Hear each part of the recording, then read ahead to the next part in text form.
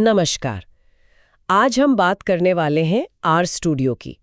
Data science और statistics में काम करने वाले लोग तो इसे जानते ही होंगे। हाँ, बिल्कुल। ये काफी अहम टूल है। हमारे पास एक स्रोत है, R Studio, your data science companion. तो आज की चर्चा इसी पर आधारित होगी। समझने की कोशिश करेंगे कि ये आर स्टूडियो आखिर इतना जरूरी क्यों है। हाँ, और ये भी कि इसको सीखने में क्या मुश्किलें आ सकती हैं। तो शुरू करते हैं। आर स्टूडियो है क्या असल में? स्रोत कहता है ये एक IDE है, इंटीग्रेटेड डेवलपमेंट एनवायरनमेंट। जी हाँ। आसान शब्दों में कहें तो ये आर प्रोग्रामिंग लैंग्वेज के लिए एक वर्कशॉप जैसा है।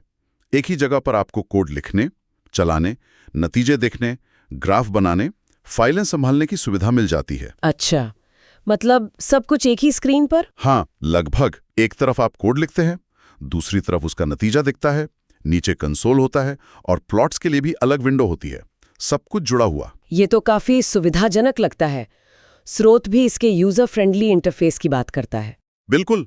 और बात सिर्फ इंटरफेस की नहीं है, ये आर के जो जरूरी पैकेज हैं, जैसे ggplot2 या dplyr, हाँ, टाइडीवर्स वाले। हाँ वही, उनके साथ बहुत अच्छे से काम करता है।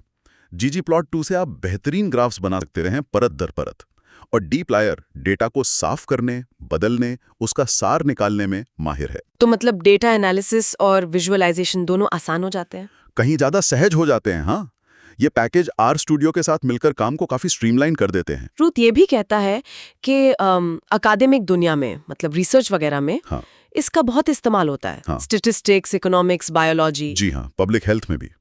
इसकी एक बड़ी वजह है रिप्रोड्यूसिबिलिटी, मतलब आपने जो एनालिसिस किया है वो कोई और भी ठीक वैसे ही दोहरा सके। अच्छा, पारदर्शिता के लिए। हाँ, बिल्कुल।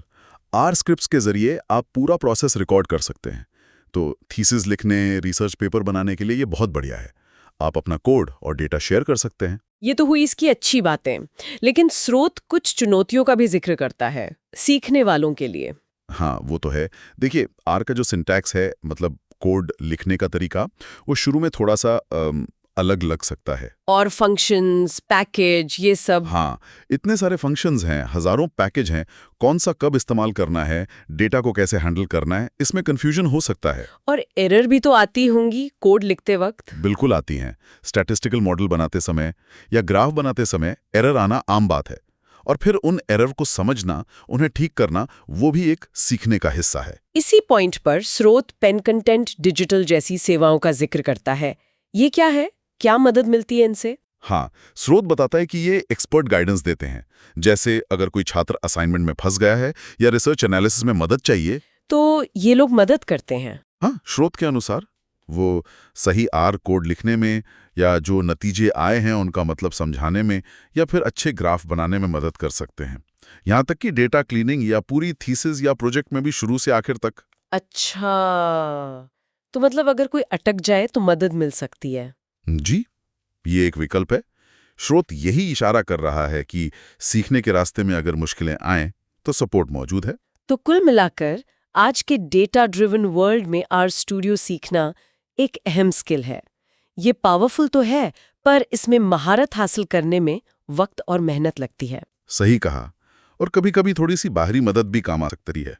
जानना कि मदद उपलब्ध है, ये भी जरूरी है। हाँ, पर जैसा आपने कहा, बात सिर्फ टूल इस्तेमाल करने की नहीं है। बिल्कुल नहीं। और यहीं पर हम आज की चर्चा को एक सवाल के साथ छोड़ते हैं।